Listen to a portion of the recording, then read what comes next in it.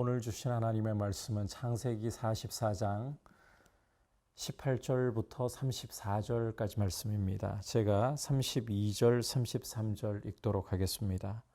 주의 종이 내 아버지에게 아이를 담보하기를 내가 이를 아버지께로 데리고 돌아오지 아니하면 영영이 아버지께 죄짐을 지리이다 하였사오니 이제 주의 종으로 그 아이를 대신하여 머물러 있어 내 주의 종이 되게 하시고 그 아이는 그의 형제들과 함께 올려 보내소서. 아멘. 오늘 우리가 함께 살펴보려고 하는 이 창세기 44장 18절 이하 말씀이 어떤 이 문맥 속에 있는가, 이 부분부터 좀 살펴보고 가는 것이 필요할 것 같습니다. 이 44장 1절에서부터 17절까지를 읽어보면 요셉과 함께 형들이 이 즐거운 시간을 보내고 이제는 이 마음을 좀 편안하게 가지면서 곡식을 가지고 가나안 땅으로 출발을 하게 되죠. 그런데 이러한 이 편안한 상황에 있는 형들의 정말 허를 찌르는 일을 요셉이 합니다. 자신의 은잔을 일부러 베냐민의 자루에 숨기게 하는 거예요. 종을 시켜가지고. 그리고는 이제 형들이 이렇게 베냐민을 데리고 요셉의 집을 나서서 길을 가는 중인데 요셉이 종을 시켜가지고 추격하게 만드는 거죠. 그러면서 이 총리의 은잔을 훔쳐간 자가 너희 중에 있다. 그렇게 추궁을 하게 만듭니다.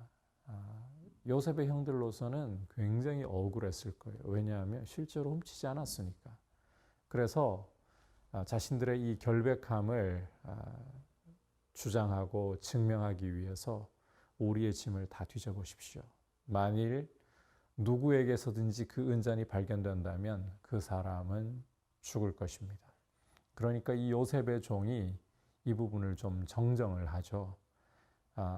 죽지 않고 그 사람이 종이 되면 된다. 자, 그래서 급히 이제는 자루를 내려놓고 푸는데 앞불사 요셉의 은잔이 누구에게서 나오느냐? 바로 베냐민의 자루에서 나오는 거예요. 자, 그럴 때 13절을 읽어보면 그들이 옷을 찢고 각기 짐을 나귀에 싣고 성으로 돌아가니라.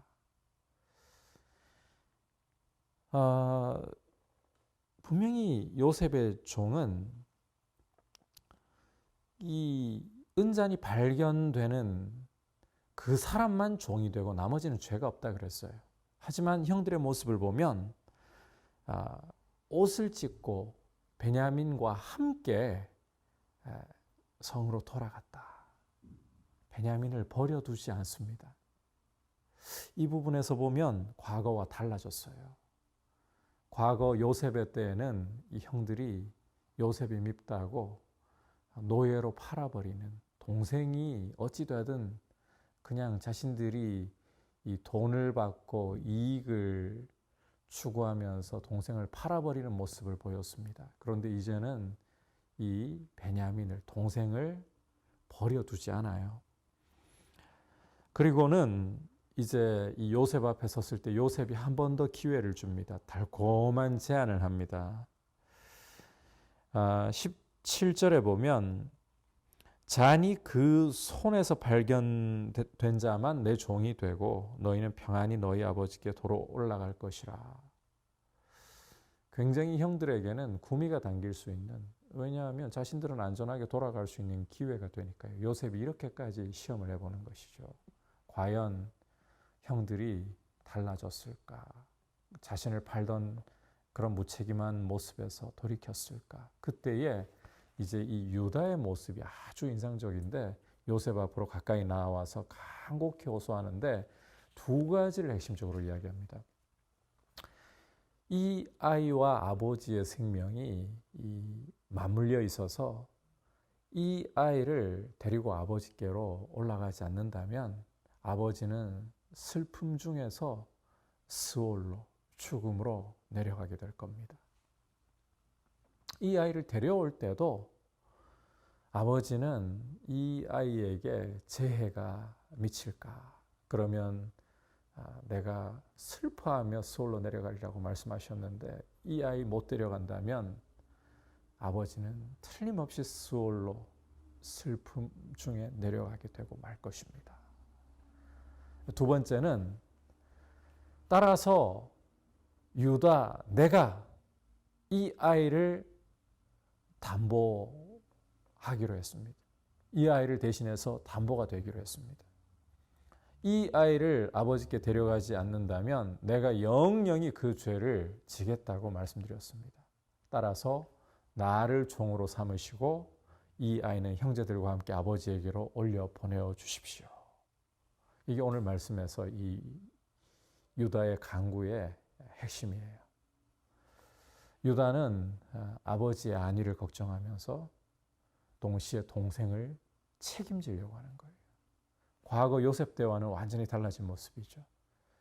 요셉 때는 이익을 위해서 요셉이 아무리 애걸해도 들은 채도 하지 않고 노예로 팔아버렸습니다. 아주 무책임했습니다. 그런데 이제 유다는 자신을 던져서 베냐민을 지키려고 하고 있어요. 베냐민을 책임지려고 하는 거예요. 이러한 모습에서 이제는 유다가 완전히 과거의 그 죄로부터 돌이켰구나, 회개했구나.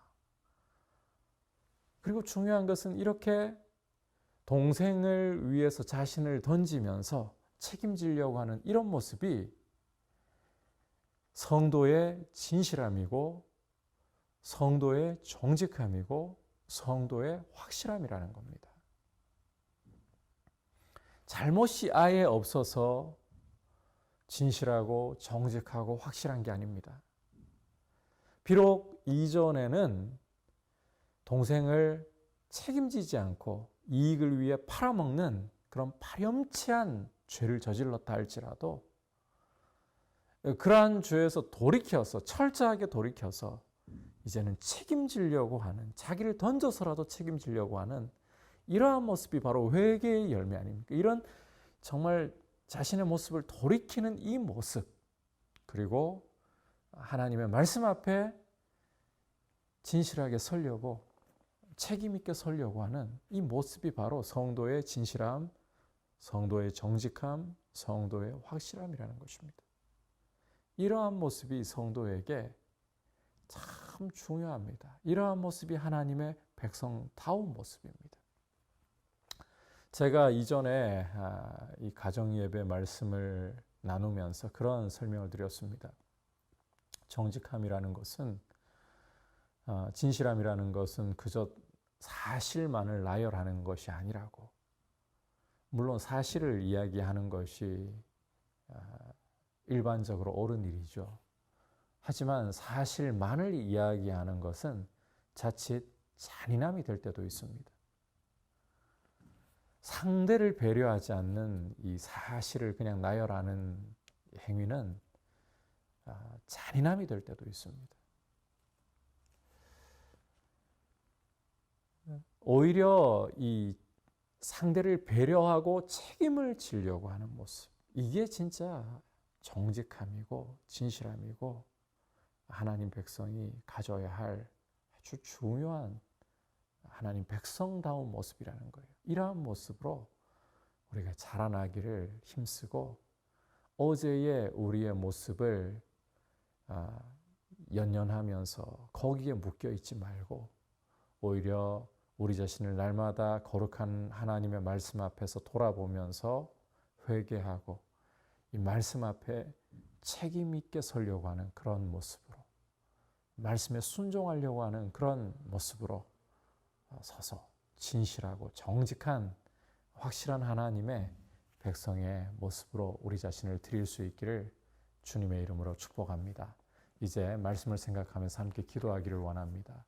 하나님 아버지, 과거의 유다는 동생을 이익을 위해 팔아먹는 아주 파렴치한 죄를 짓는 모습이었지만, 그러나 이제 베냐민의 때에 와서는 자신이 평안하게 아버지 집으로 돌아갈 그런 절호의 기회가 주어져도 그거 버리고 자신을 던져서 동생을 책임지려는 모습을 보였는데, 이런 회개하는 모습, 이렇게 이 책임 있게 행동하려고 하는 모습이 바로 성도의 진실함이라고 하셨습니다. 이런 모습으로 내 자신이 자라기 원하고 드려지기를 원합니다.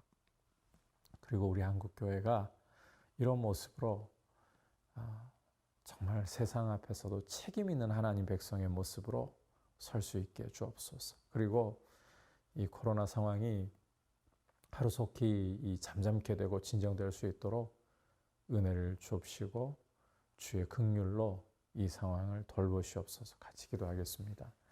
하나님 아버지, 무엇이 성도의 이 하나님 백성의 진실함이고 정직함인가를 오늘 유다의 모습을 통해 보았습니다.